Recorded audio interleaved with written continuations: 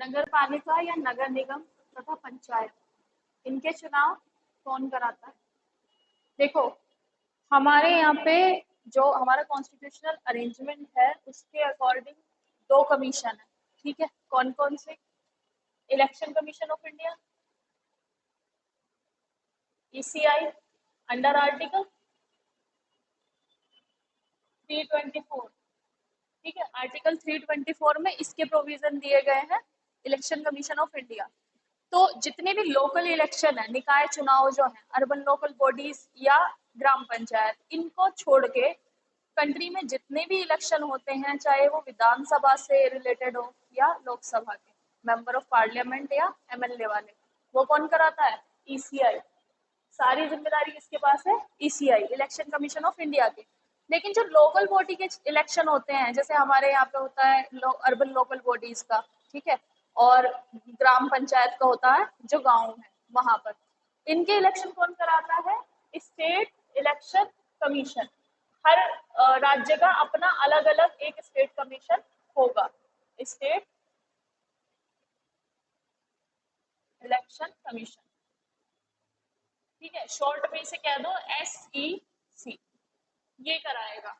ठीक है, इसमें डिफरेंस समझो, क्योंकि कल को अगर क्वेश्चन आता है कि इनके पंचायती राज के चुनाव कौन कराता है और तुम्हें ऑप्शन में दे रखा है इलेक्शन कमीशन ऑफ इंडिया, तो संभवतः सभी लगा के आएंगे इलेक्शन कमीशन ऑफ इंडिया। ठीक है, अगर कोई ठीक से पढ़ के नहीं गया है तब।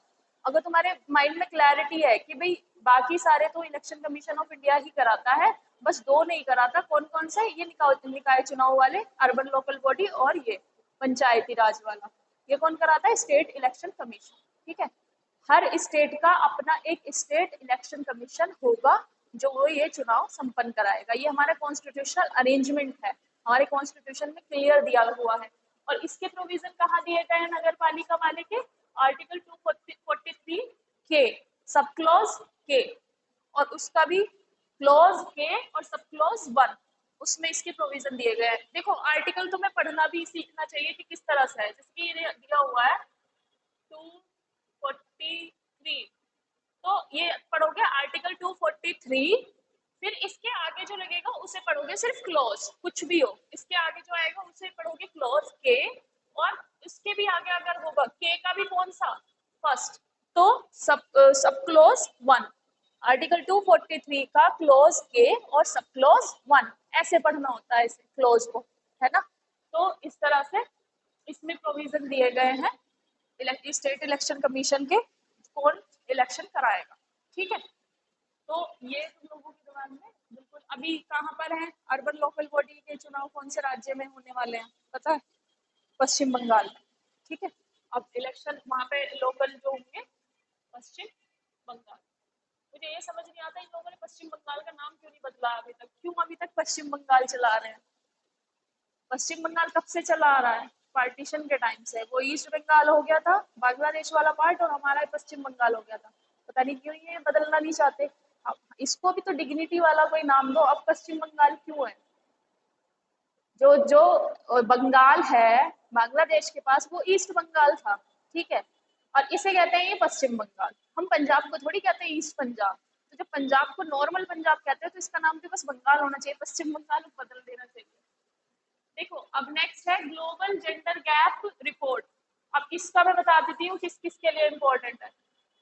डायरेक्ट क्वेश्चन आता है, ठीक है, डायरेक्ट क्वेश्चन आएगा यहाँ पर, और इसमें या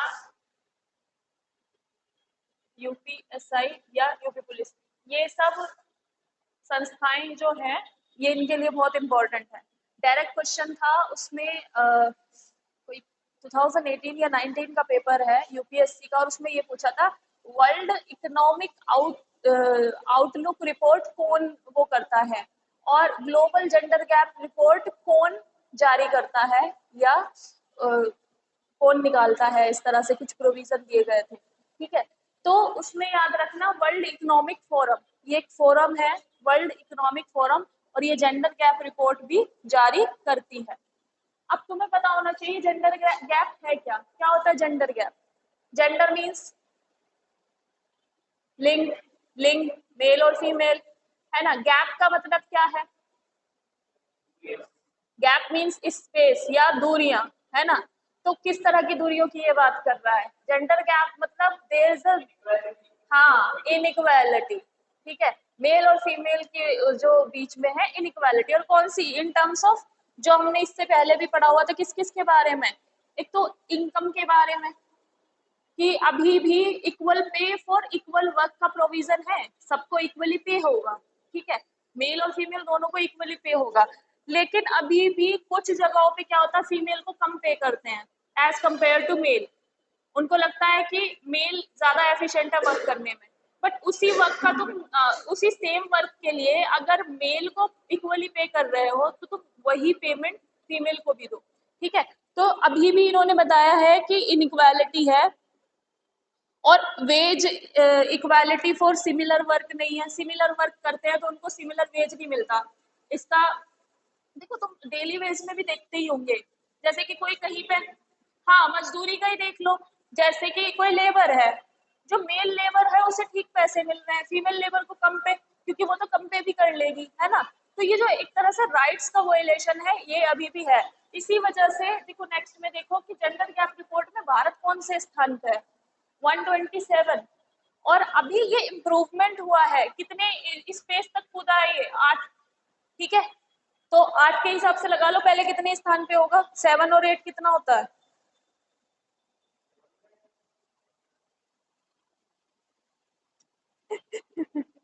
अरे 7, अभी 27 पे है, 8 इम्प्रूव हुआ है, तो इट मीन्स के 8 को 27 में जोड़ दो, कितना हो गया?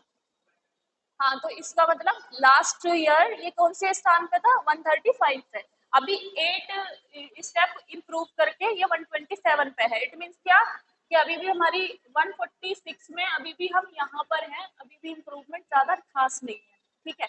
इम्प्रूवमेंट तब मानेंगे जब इन 146 में हम टॉप 50 में हों, तब हम इम्प्रूवमेंट मान सकते हैं, ठीक है, टॉप 50 में होंगे कि हाँ ठीक है, हमारे यहाँ इनइक्वालिटी बहुत है।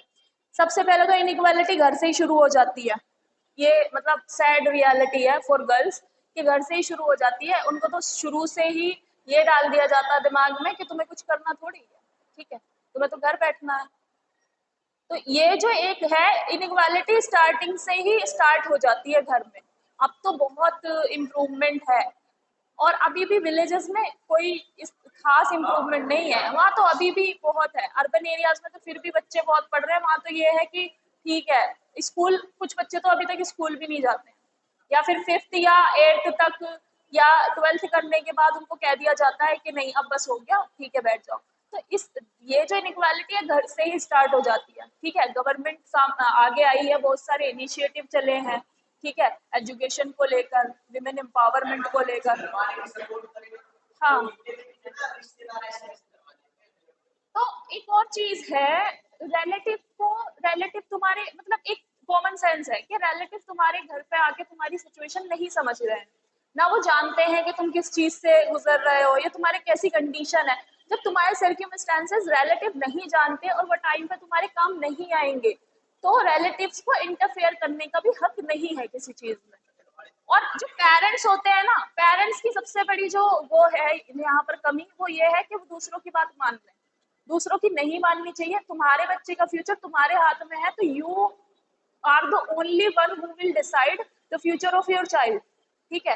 तो कोई और है ही नहीं, बाहर वाले को क्या पता है भाई कि तुम्हारे घर की इनकम कितनी है, तुम्हारा रेवेन्यू कितना आ रहा है, ये तुम किस तरह से, किस तरह के सर्कमस्टेंसेस में अपने बच्चों को पाल रहे हो। तो कभी भी बाहर वाले का तो तुम भी मत सुनो। कोई तुम्हें अब ये कह देना कि ओ तुम वो प्रिपरेशन कर रहे हो, तुम वहां तो सिलेक्शन नहीं होता है, वहां तो रिजर्वेशन का चक्कर है, वहां तो करप्शन है, वहां तो ये है। तुम बस एक चीज में डटे रहना कि ऐसा कुछ नहीं होता, अगर मेरे में मिनट है, मैं इस लायक हूं, तो मैं पहुंच जाऊंगा, ठीक है। या फिर एक और चीज होती है, बहुत प्यारा सा वर्ड, इग्नोर। कोई कह रहा है ठीक है, हाँ भाई ठीक कह रहा है तू, ठीक है भाई, ठीक कह रहा है तू, मैं छोड़ दूंगा, ठीक है, कोई बात नहीं। क्योंकि बता, और एक और चीज, सबसे बड़ी बात तो तुम बताओ ही मत, क्योंकि बेटा एनकरेज करने वाले कम हैं और गिराने वाले ज्यादा हैं, ठीक है। तुम्हें डिमोटिवेट करने वाले 100 मिल जाएंगे, ये कहने वाले कि भाई वहां तो उस जगह तो रिजर्वेशन का चक्कर है, वहां तो उनका ज्यादा हो जाता है जिनको रिजर्वेशन मिलता है। अरे जनरल कैटेगरी वाले ज्यादा हैं जो अपनी मेहनत से आते हैं, ठीक है। और ये नहीं कह रही कि रिजर्वेशन बुरा है। देखो उस समय, जिस समय ये कॉन्सेप्ट आया था, जब आया था ये कॉन्सेप्ट, तो जिन उन लोगों की इतनी बुरी हालत थी कि मैंने तुम्हें पहले भी बताया था कि they are worse than creature, untouchability जैसी चीजें होती थी, ठीक है। और फिर उनको इम्प्रूव करने के लिए, ट्राइबल एरियाज वालों को ऊपर उठाने के लिए बस ये कॉन्सेप्ट लाए थे टिल 10 years। फिर ये बन गया पॉलिटिकल एजेंडा। फिर पार्टीज, जो भी पार्टी से हटाने के लिए करती थी वो इलेक्शन में हार जाती थी, ठीक है। सैड रियलिटी है, तुम लोगों को पता होना चाहिए कि जब भी किसी भी गवर्नमेंट ने ये चीज खत्म करने की कोशिश की या कुछ सोचा भी, तभी वो गवर्नमेंट गायब, इलेक्शन में हार जाती थी वो। तो फिर पॉलिटिकली लोगों को, जो पॉलिटिकल पार्टीज है, इनके लिए भी ये एक एजेंडा बन गया कि रिजर्वेशन, हर चीज में रिजर्वेशन दे दो, ये कर दो वो कर दो। यार इक्वालिटी नाम की फिर चीज ही नहीं रहेगी, राइट टू इक्वालिटी नाम का कुछ रहेगा नहीं, ठीक है। वी आर नॉट अगेंस्ट, ठीक है, we are not against, but एक लिमिटेड सेंस में होना चाहिए था, नोट की सबको दे दो, ठीक है। तो फिर एक ओबीसी में भी तुमने सुना होगा, मंडल कमीशन आया था ओबीसी के रिजर्वेशन को लेकर। फिर सुप्रीम कोर्ट ने कहा था कि दे दो, कोई प्रॉब्लम नहीं है, लेकिन कैटेगरीज होंगी। कौन कौन सी? नॉन क्रीमी लेयर और क्रीमी लेयर का। फिर इनकम वाला कॉन्सेप्ट तब लेके आए कि जिनकी इनकम इतनी है, जो इतनी प्रॉपर्टी होल्ड कर रहा है, उनको ये सर्टिफिकेट बिल्कुल नहीं दिया जाएगा, ठीक है। तो फिर तब जाके थोड़ा बहुत इम्प्रूवमेंट हुआ है चीजों में। नहीं तो अच्छे अच्छे परिवार से भी लोग सर्टिफिकेट बनवा के ये दिखा देते थे, we are in the OBCs, we are in the एससीज और एसटीज, ये चीजें होती हैं। तो we are not in the, we are not against, but हम एक चीज बोल रहे हैं कि होना चाहिए, बट लिमिटेड सेंस में होना चाहिए। और तुम्हारे किसी परफॉर्मेंस पे इस चीज से कोई इम्पैक्ट नहीं पड़ना चाहिए कभी भी, कि कोई कह रहा है कि भाई वहां तो करप्शन हो जाता है, वहां तो ये कर देते हैं वो कर देते हैं। यार अगर तुम में मिनट होगी ना, तुम में अगर काबिलियत है और तुमने पेपर पे दिखा दिया कि तुम कट ऑफ से भी ऊपर पहुंच गए मार्क्स लेके, तो तुम्हारा सिलेक्शन कौन रोक देगा? फिर तुम लीगली वहां पे केस कर सकते हो कि मेरे कट ऑफ में इतने मार्क्स आए, मेरा सिलेक्शन क्यों नहीं हुआ। तो लीगली तो फिर वो चीज हो सकती है।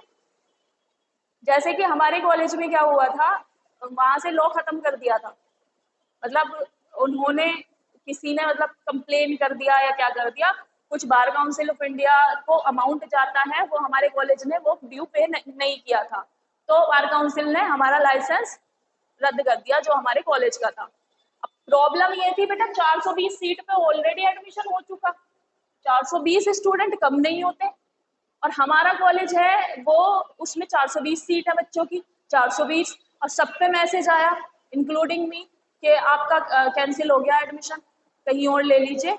और पोर्टल खुले फिर दोबारा से ऑप्शन भरने के लिए, एमएमएच का ऑप्शन गायब, ठीक है। ये हुआ था 2020 में, दिसंबर 2020 की बात है। तो सब पे जनवरी के आसपास एसएमएस आने स्टार्ट हुए कि तुम्हारा एडमिशन कैंसिल। सब 420 के 420 बच्चे बेकार हो गए। फिर वहां पे प्रोटेस्ट हुआ, किस बात को लेके कि हमारी क्या गलती है, कॉलेज की गलती थी, ठीक है। जो बीसीआई का ड्यू है वो कॉलेज ने पे नहीं किया, तो इसमें हमारी क्या गलती है। फिर प्रोटेस्ट हुआ, फिर प्रिंसिपल सेड कि हम हाई कोर्ट जाएंगे इसके खिलाफ, ऐसे कैसे यूनिवर्सिटी कैंसिल कर सकती है। देन हमारे प्रिंसिपल ने हाई कोर्ट में अप्लाई किया, और हाई कोर्ट ने ये कहा कि देखो जो आपका है वो आप अपने आप आपस में सेटल करो, कॉलेज या यूनिवर्सिटी का, बच्चों को इसमें सजा मत दो किसी तरह की। बच्चों के जो एडमिशन है जितना जल्दी हो सके उतना जल्दी रिस्टोर कर दो। फिर मैसेज आए आपका एडमिशन रिस्टोर हो गया है, उससे पहले हमने मेरठ में एडमिशन ले लिया था, ठीक है। फिर वहां से वापस यहाँ आए और फिर यहाँ लॉ की। तो ये चीजें होती है कि जुडिशियरी अल्टीमेट सुप्रीम पावर है। अगर तुम्हारी किसी भी राइट का वायलेशन हुआ है तो you can go to the Supreme Court या High Court. Allahabad High Court ने हमारे फेवर में जजमेंट दिया था, कहते कि जितने बच्चे हैं ना सबका रिस्टोर करो, अभी कराओ, बाद में चाहे तुम कुछ भी करना, यहाँ से इन बच्चों की करा दो। फिर बाद में रिस्टोर कर दिया और शायद केस भी हम जीत गए, तो हमारी अब सीट रिड्यूस कर दी गई है, बट लॉ रिस्टोर्ड हो गई है वहां पर, ठीक है। तो ये होता है। जेंडर गैप की बात कर रहे थे, तो इनइक्वालिटी इनकम को लेकर भी है, ठीक है। और सबसे ज्यादा तो इनकम को लेकर है। प्रोफेशनली टेक्निकल वर्कर्स, प्रोफेशन और टेक्निकल वर्कर्स, वहां पर भी भेदभाव होता है। जैसे कि तुमने एक वर्ड सुना हो, sexual harassment at work place, काबिलियत होने के बाद भी विमेन का सेक्सुअली हैरेसमेंट होता है वर्क प्लेस पे, उसके लिए कानून भी बने हुए हैं, लेकिन वहां पर भी अभी बहुत कानून की एप्लीकेशन में, इम्प्लीमेंटेशन में बहुत लैक होना है। ठीक है।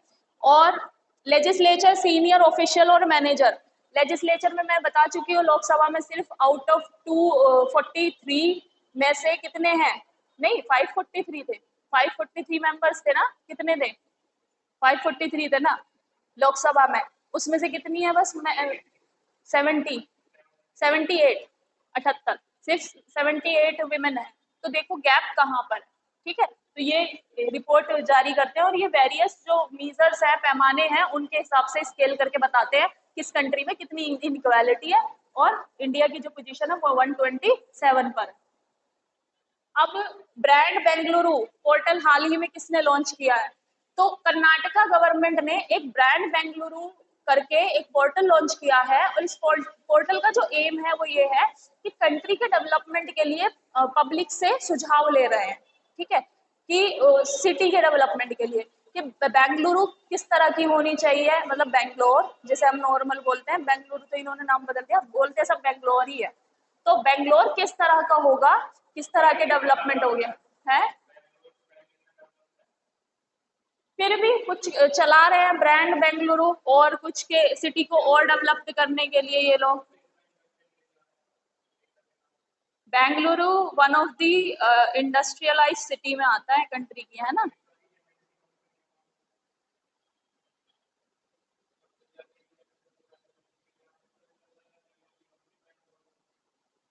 तो एक एक्सपर्ट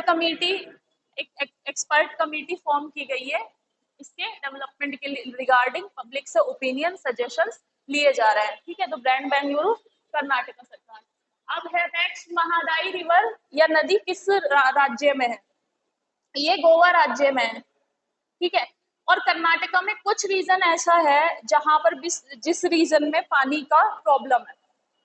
ठीक है, तो अभी एक प्रोजेक्ट लॉन्च हुआ है, जो नेक्स्ट प्रोजेक्ट है ये कालासा बांदुरी प्रोजेक्ट, और इसके तहत जो महादाई रिवर है गोवा में, उसका पानी डाइवर्ट करके कर्नाटका में ले जाया जाएगा इस प्रोजेक्ट के तहत, ताकि वहां की इरिगेशन वाटर नीड्स मिल सके, मतलब वहां की वाटर नीड्स फुलफिल हो सके, उसके लिए ये लॉन्च हुआ है। तो महादाई रिवर कहाँ पे है, गोवा में, है ना। तो अगर तुम पोजीशन देखो तो ये क्राइम जंक्शन है एक तरह का, यहाँ पर गोवा है, ठीक है, गोवा, और ये महाराष्ट्र हो जाता है, और ये कर्नाटका। तो महादाई रिवर जो यहाँ पर है, यहाँ से कर्नाटका में इसका पानी डाइवर्ट किया जाएगा। ठीक है, वहां की वाटर रिक्वायरमेंट पूरी हो सके।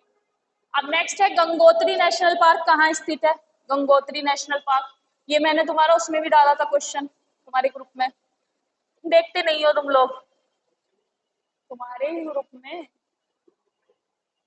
तुम लोग ओपन नहीं करते ना, एक आध बार देख लिया करो, पोल वाले ही तो होते हैं, बस टच ही तो करना होता है, ज्यादा काम थोड़ी करना है। तो ये जो है उत्तराखंड में स्थित है, और कहाँ पर, जो भागीरथी नदी है, ठीक है, जो गंगा का उद्गम स्थल है, गंगोत्री ग्लेशियर, ये वहां पर है। ठीक है, Gangotri national park, Bhagirathi river और गंगोत्री जो गोमुख है उसके पास में, गंगा का उद्गम स्थल। और कभी भी एक चीज और याद रखना, बहुत बच्चे सोचते हैं कि गंगा गंगोत्री ग्लेशियर हिमाचल में है, हिमाचल में नहीं है, उत्तराखंड में है। इसको इस तरह से याद रखना कि जितने भी प्रयाग हैं वो उत्तराखंड में है, तो उनमें से कौन सा प्रयाग है जहाँ पे अलकनंदा और भागीरथी मिलती है, क्या कहते हैं उसे, भागीरथी मिलके गंगा बनाती है ना। देखो, गोमुख तो ग्लेशियर है जहां से ये निकलता है पानी,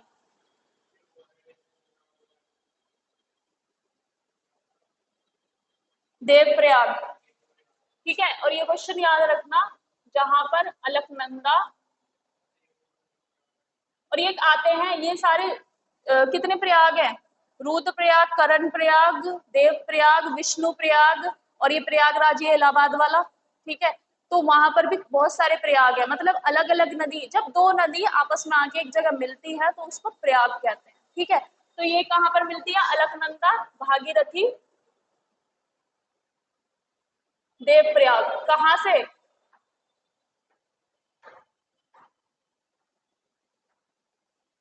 किसे कहते हैं देवप्रयाग, या देवों की नगरी? हरिद्वार। ठीक है। गंगा पहले अलकनंदा है और भागीरथी है। गंगा कब बनती है? जब दोनों मिल जाते हैं और ये हरिद्वार से बहना, हाँ, हरिद्वार से बहना स्टार्ट कर देती है। ठीक है, तो ये याद रखना तुम कि ये देवप्रयाग कहते हैं इसको। और यूपीपीसीएस में एक क्वेश्चन आया था, ठीक है, यूपीपीसीएस में क्वेश्चन आया था कि अलकनंदा और भागीरथी जहां मिलती है उसे क्या कहते हैं। अभी 2023 में ये क्वेश्चन आया था। बहुत इजी इजी क्वेश्चन हो जाते हैं, अगर तुम्हें पता है तो तुम कर दोगे। 2023 में आया था, कहाँ पर मिलते हैं, तो देवप्रयाग में, है ना। ऑप्शन में था कर्णप्रयाग, विष्णुप्रयाग या प्रयागराज, इस तरह से कुछ था। और रुद्रप्रयाग भी होता है। तो ये याद रखना। भारत के प्रथम विधि मंत्री कौन थे? Law minister. तो अभी बी आर अम्बेडकर जी की जयंती मनाई गई है, और इनकी मेरे ख्याल से 125th, 132, अभी इनकी 132,